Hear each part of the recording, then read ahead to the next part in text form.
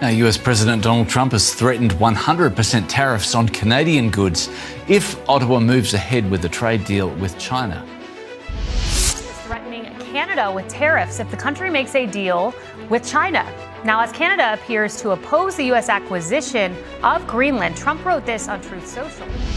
President Trump is now threatening 100% tariffs on Canada if the country solidifies a trade deal with China.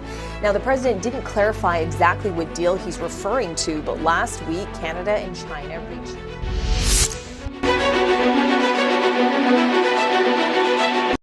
Donald Trump's latest threat against Canada isn't strength, it's panic.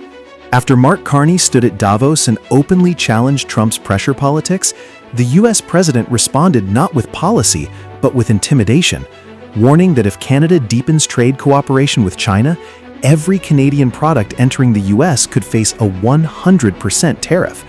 This wasn't selective trade enforcement or national security strategy, it was a blanket economic threat delivered publicly, accusing Canada of becoming a drop-off port for Chinese goods and claiming China would eat Canada alive. The timing is telling. Carney had just returned from China with a preliminary deal involving lower tariffs on Chinese EVs in exchange for reduced tariffs on Canadian canola, while earning global praise for promoting economic independence and diversified trade. Trump isn't reacting because of China. He's reacting because Canada showed it has options, and that undermines his leverage. A 100% tariff would hurt US consumers, disrupt supply chains, and spike prices, which Trump knows, making this less about economics and more about reasserting control.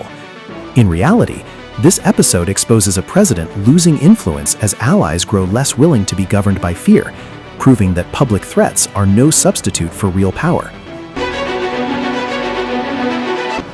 At home, Trump is under growing pressure from both his political opposition and voters exhausted by constant chaos. And now something he never anticipated has happened. A country he believed he could control has stopped listening.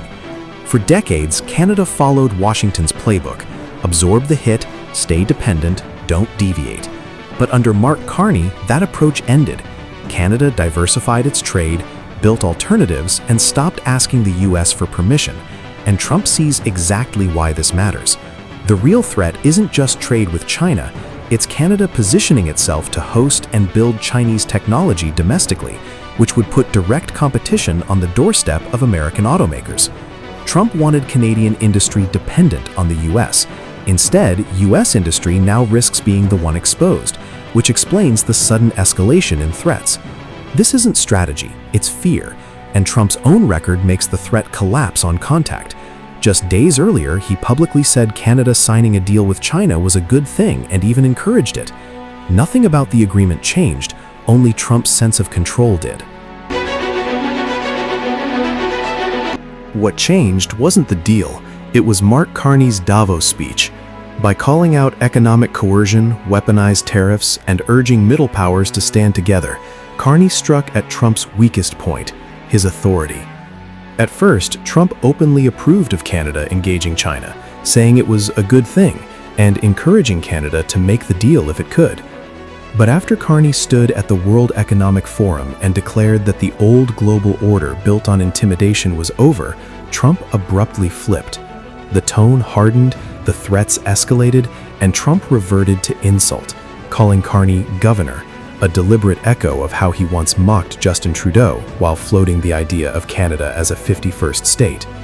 What Trump doesn't want people to understand is that there is no free trade deal between Canada and China, only a limited preliminary arrangement restoring select pre-tariff conditions on goods like canola, while reduced tariffs remain on Chinese EVs and Canadian agriculture.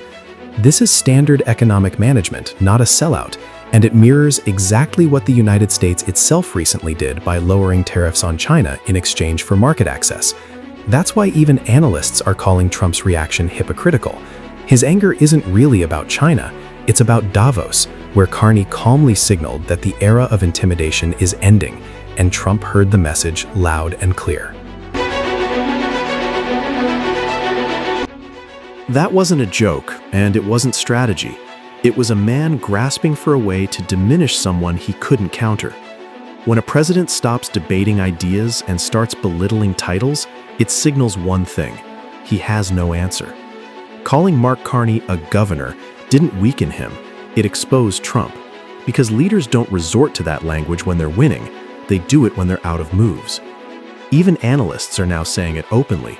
Trump is erratic, lashing out at allies one day and praising China the next, with one commentator likening him to a metal plate in a microwave, sparking in all directions, as approval ratings slide, Greenland threats collapse, and allies publicly push back. This tariff threat isn't a strategy, it's a reaction. Trump believes tariffs work only when countries are dependent, but that assumption no longer holds. Canada has diversified its trade, built alternatives, and gained options, and Trump just confirmed that reality by telegraphing how threatened he feels by them. Threats only work when there's nowhere else to turn, and Canada's response made that clear. Not a press conference, not a rebuttal, but a video, focused on one message only: Canada choosing Canada. Buying Canadian, building Canadian, and investing in Canadian workers, materials, and technology.